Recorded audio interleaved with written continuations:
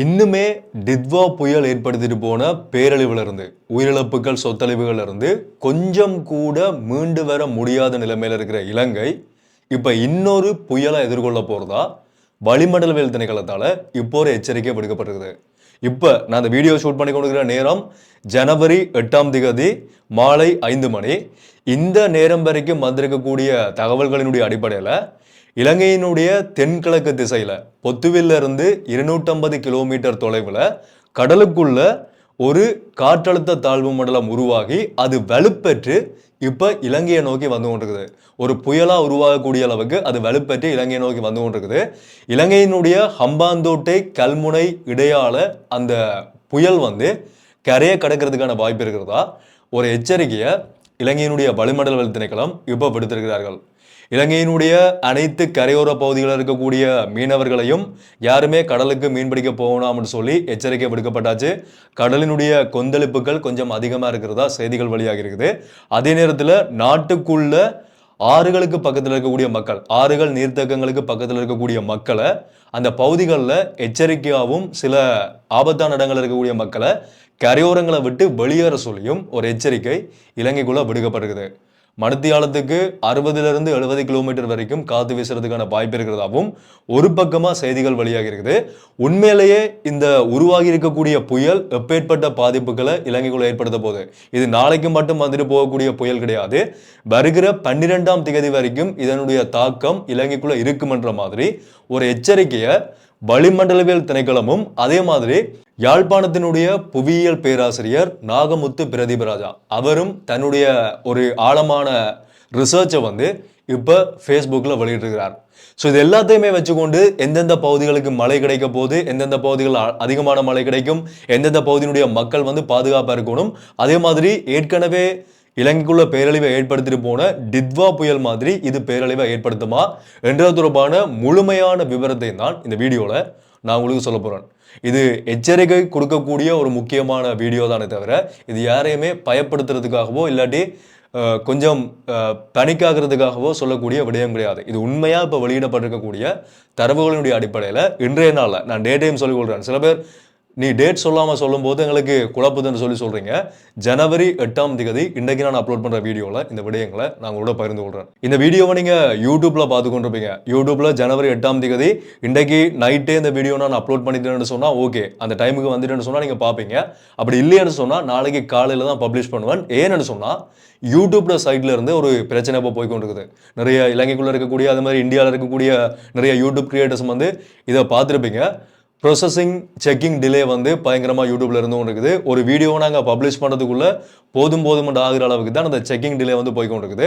So அது யூடியூப்ல சைடில் இருக்கக்கூடிய பிரச்சனை. நேற்று நைட் அப்லோட் பண்ண வேண்டிய வீடியோவே இன்றைக்கு காலையில் தான் நான் அப்லோட் பண்ணியிருந்தேன். ஸோ சிலவளை யூடியூப்ல அந்த வீடியோ டைமுக்கு வந்துட்டுன்னு சொன்னால் நீங்கள் யூடியூப்ல பார்ப்பீங்க, அப்படி இல்லைன்னு சொன்னால் நாளை காலையில் பார்ப்பீங்க. அந்த ஒரு பிரச்சனையினால இந்த வீடியோவை மட்டும் நான் இன்றைக்கு ஃபேஸ்புக்லையும் அப்லோட் பண்ணுவேன். அப்படின்னு சொன்னால் நீங்கள் ஃபேஸ்புக்கில் பார்ப்பீங்க. மறுபடியும் நான் ஃபுல் யூடியூப் வீடியோ ஃபேஸ்புக்கில் அப்லோட் பண்ணுறதில்ல.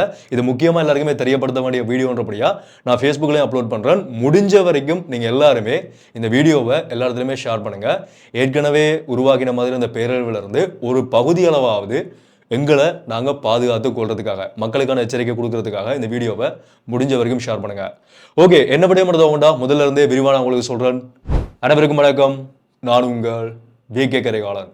தொடர்ச்சியான என்னுடைய அப்டேட்ஸை பார்க்குறதுக்கு இப்போவே சப்ஸ்கிரைப் பண்ணி ஃபாலோ பண்ணி வச்சுக்கொள்ளுங்க. இந்த வீடியோ நான் கேட்டுக்கொண்ட மாதிரி முடிஞ்ச வரைக்கும் எல்லாருக்குமே ஷேர் பண்ணி விட்டுருங்க. ஓகே, முதல் விடயம் என்னன்னு சொன்னால் இப்போ 2-3 நாட்களுக்கு முதல்ல இருந்து ஃபேஸ்புக்லையும் சரி இல்லாட்டி செய்தி தளங்களையும் சரி ஒரு செய்தி தொடர்ச்சியாக போய்கொண்டே இருந்தது. திரும்ப ஒரு புயல் இலங்கைக்குள்ளே வரப்போகுது.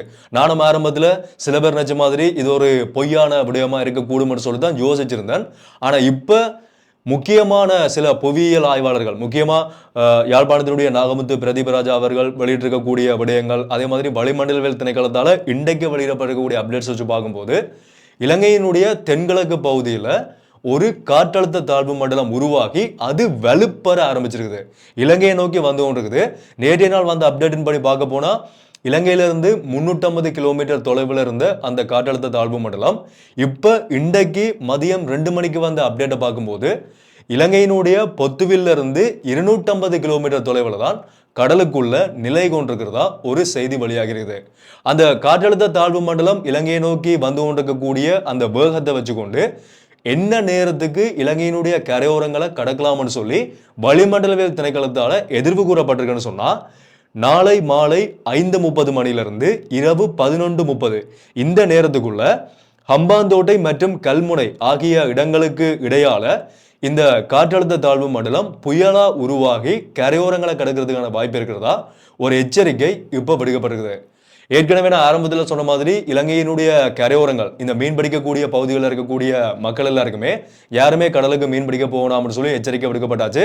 இப்போ திருகோணமலை பக்கங்களில் இருக்கக்கூடிய கடல்கள் வந்து ஒரு கொஞ்சம் கொந்தளிப்பான நிலைமையில இருக்கிறதா செய்திகள்ல எங்களால் பார்க்கக்கூடிய மாதிரி இருக்குது. காற்றினுடைய வேகம் எவ்வளவா இருக்கும், என்ன திசையில காற்று வீசக்கூடும்னு சொல்லி சொல்லப்பட்டிருக்குன்னு சொன்னா காற்றினுடைய வேகம் 30-40 km/h மணிக்கு 30-40 km என்ற வேகத்துல காற்று வீசுறதுக்கான வாய்ப்பு இருக்கிறதாவும், அதே மாதிரி கரையோரமா தான் இந்த புயல் கடக்கிறபடியா கரையோர பகுதிகளில் 60-70 km/h என்ற வேகத்துல காற்று வந்து பலமா வீசுறதுக்கான வாய்ப்பு இருக்கிறதா ஒரு விடயம் வெளிப்படுத்தப்பட்டிருக்குது. இந்த புயல் கடக்கிற நேரத்துல இடியுடன் கூடிய மழை பெய்யறதுக்கான வாய்ப்புகள் இருக்குது. அது எந்தெந்த பகுதிகளில் பெய்யறதுக்கான வாய்ப்புகள் இருக்குன்றதை பார்க்கறதுக்கு முதல் காற்று வந்து வடகிழக்கு திசையில தான் வீசுறதுக்கான வாய்ப்பு இருக்கிறதாகவும், இலங்கையை சூழ இருக்கக்கூடிய கடற்பரப்புகள் கொஞ்சம் கொந்தளிப்பான நிலைமையில இருக்கிறதுக்கான வாய்ப்பு இருக்கிறதா ஒரு விடயம் இப்ப எதிர்ப்பு கூறப்பட்டிருக்குது. இது வளிமண்டலவியல் திணைக்களத்தினுடைய கணிப்பு. இந்த காற்றழுத்த தாழ்வு மண்டலம் வந்து கொண்டிருக்கக்கூடிய வேகத்தினுடைய அடிப்படையில் வச்சுக்கொண்டுதான் இப்பேற்பட்ட நிலைமை உருவாகிறதுக்கான வாய்ப்பு இருக்குதா சொல்லியிருக்கிறார்கள். அதே மாதிரி மழையை பார்த்தோம்னு சொன்னா இலங்கையினுடைய வடக்கு, வடமத்திய, கிழக்கு, மத்திய மற்றும் ஊவா மாகாணங்கள் இந்த மாகாணங்கள்லையும் ஹம்பாந்தோட்டை மாவட்டத்திலையும் அப்பப்ப மழை பெய்யறதுக்கான வாய்ப்புகள் இருக்குது. அந்த பெய்யக்கூடிய மழையும் வந்து 100 மில்லிமீட்டருக்கும் அதிகமான மழை வீழ்ச்சி கிடைக்கிறதுக்கான வாய்ப்பு இருக்கிறதா தான் ஒரு எச்சரிக்கையை இப்ப வளிமண்டலவியல் திணைக்களம் விடுத்திருக்கிறார்கள். இது மொத்தமா பார்க்க போனா இந்த புயலினுடைய தாக்கம் இப்படி உருவாக கூடும்னு சொல்லி விடுக்கப்பட்டிருக்கக்கூடிய எச்சரிக்கை. மழையை பற்றி சொல்லிட்டேன், காற்றை பற்றி சொல்லிட்டேன், அதே மாதிரி இடி மின்னல் தாக்கங்கள், கடலினுடைய ஆபத்துகளை பற்றியும் சொல்லிட்டேன். அடுத்த கட்டம் இந்த பாதிப்பினால எப்பேற்பட்ட பாதிப்பு, ஏற்கனவே உருவாகின டிட்வா புயல் மாதிரியான பாதிப்பு உருவாகுமான்னு கேட்டா அதை பற்றின உறுதியான தகவல்கள் எதுவுமே வெளிப்படுத்தப்படலை.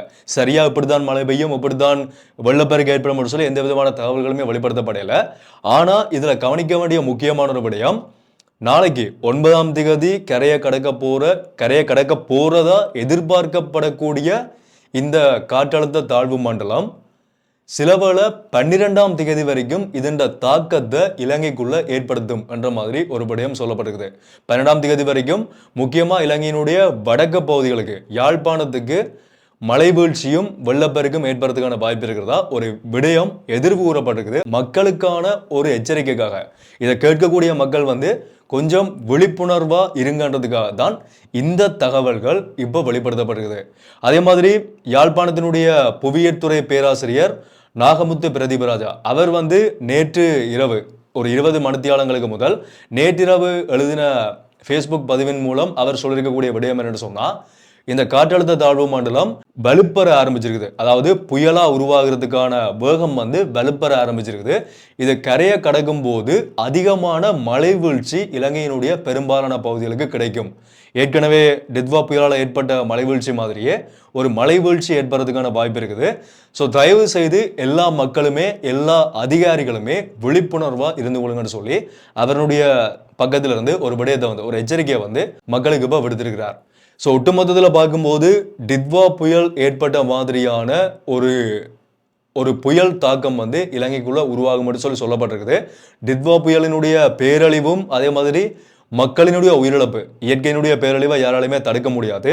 ஆனால் மக்கள் வந்து அதை நாங்கள் தெரிஞ்சு கொண்டோம்னு சொன்னால் முன்கூட்டியே எங்களுக்கான பாதுகாப்பை தேடிக்கொள்ளலாம் என்ற அடிப்படையில் டிட்வா புயல் ஏற்கனவே மக்களுக்கான ஒரு விழிப்புணர்வு இருந்திருந்தா அப்பேற்பட்ட உயிரிழப்புகள் ஏற்பட்டிருக்காது. ஆனால் இப்போ உருவாக போற இந்த புயல் வந்து கரையோட போயிட்டேன்னு சொன்னா ஓகே, ஒருவேளை இலங்கையினுடைய ஏனைய பகுதிகளுக்கும், மத்திய பகுதிகளுக்கும் ஏனைய பகுதிகளுக்கும் தாக்கத்தை ஏற்படுத்துமா இருந்தா அது பேரழிவை ஏற்படுத்தும்ன்றதையும் நாங்கள் இங்கே சொல்லியே ஆகணும். ஸோ இது வந்து கண்டிப்பா இப்பேற்பட்ட பேரழிவு ஏற்படும் இல்லாட்டி ஏற்படாதுன்னு சொல்லி எதிர்ப்பு கூற முடியாது, இயற்கையை கணிக்க முடியாது. இன்றைக்கு நாங்கள் சொல்லக்கூடிய ஒரு விஷயம் அடுத்த ஒரு மணித்தியாலத்தில் கூட தலைகளாக மாறலாம். ஸோ இயற்கையை கணிக்க முடியாது. ஓரளவுக்கு இந்த தாளமுகத்தினுடைய வேகத்தை வச்சுக்கொண்டு பார்க்கும்போது இந்த மாதிரி தான் கடக்கும்னு சொல்லி எதிர்வு கூறப்பட்டிருக்குது. ஆனால் ஒட்டுமொத்தத்தில் மக்கள் எல்லாருமே தயவு செய்து அவதானமாக இருந்து கொள்ளுங்க. முக்கியமாக கடலுக்கு போகக்கூடிய மீன் பிடிக்கக்கூடிய மீனவர்கள் யாருமே கடல் பக்கம் போகாதீங்க. இலங்கைக்குள்ள இருக்கக்கூடிய மக்கள் ஒருவேளை மழை வீழ்ச்சி அதிகமாக ஆரம்பிச்சிருந்தா, மழையோ காற்றோ வந்து வேகமாக இருந்தால் வீட்டை விட்டு வெளியில் போகாதீங்க. அது வரைக்கும் உங்களுடைய வேலைகளுக்கு போங்க, எல்லாமே செய்யுங்க. ஆனால் மழை பெய்ய ஆரம்பிச்சுட்டு சமூக ஊடகங்களில் இது தொடர்பான எச்சரிக்கைகள் வெளிப்படுத்தப்பட ஆரம்பிச்சுட்டு வானொலிகள் செய்திகளில் முழுமையான தகவல்களும் எச்சரிக்கையாக வெளியாக ஆரம்பிச்சிட்டுன்னு சொன்னால் தயவு செய்து யாருமே வெளியில் போகாதீங்க. எதுவுமே ஒரு மோசமான வானிலையா இல்லாட்டி மோசமான ஒரு அழிவா உருவாகக்கூடாதுன்னு சொல்லி ஒவ்வொருத்தருடைய பிரார்த்தனைகளையும் செய்து கொள்ளுங்க. பொறுத்திருந்து பார்க்கலாம். தொடர்ச்சியான அப்டேட்ஸ் எல்லாத்தையுமே நான் உங்களுக்கு உடனுக்குடனே யூடியூப்லையும் அண்ட் ஃபேஸ்புக்லையும் அப்லோட் பண்ணுறேன். நான் ஆரம்பத்திலே கேட்டுக்கொண்ட மாதிரி இந்த வீடியோவை முடிஞ்ச வரைக்கும் எல்லாருக்குமே ஷேர் பண்ணுங்க. அப்போதான் மக்களுக்கான ஒரு விழிப்புணர்வு இதிலிருந்து ஏற்படும். ஸோ தொடர்ச்சியான அப்டேட்ஸ் நான் உங்களுக்கு அப்டேட் பண்ணுறேன். ஸோ மீண்டும் ஒரு வீடியோவில் சந்திப்போம். நன்றி.